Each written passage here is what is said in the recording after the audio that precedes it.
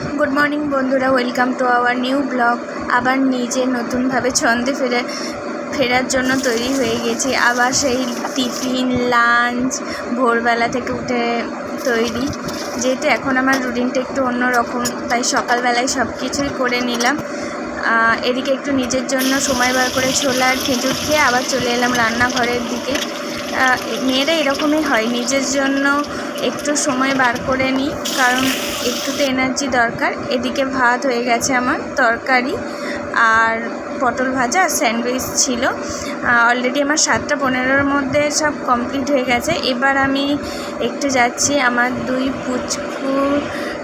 পুচকুকে good morning জানাতে। ওরা এখন ঘুমাচ্ছে। আমি প্রায় ওদের 7:30 নাগাদ তুলে দেওয়ার চেষ্টা করি, কারণ একটা রুটিন শিডিউল মেনটেন থাকবে বলে। বাচ্চারা এরকম বলে অনেকে যে রাতে ঘুমায় না, এই সময়টা ঘুমায় না, এই সময়টা কাঁদে। আমি ওদের একটা সময় প্রতিদিন ঘুম পাড়িয়ে দিই আর প্রতিদিন তোলার চেষ্টাও করি। আজকেও তার ব্যতিক্রম নয়। আজকে আমি তুলতে চলে এসেছি ওদেরকে। দেখো আমি ওদেরকে কীভাবে ডিস্টার্ব করে করে তুলি ঘুম থেকে। পাপা ঠিক আছে, একটু ঘুমিয়ে নাও।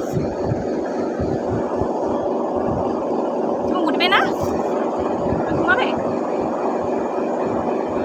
ও মামা,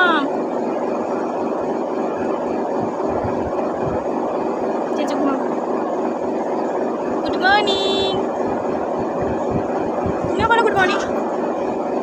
গুড মর্নিং বলো।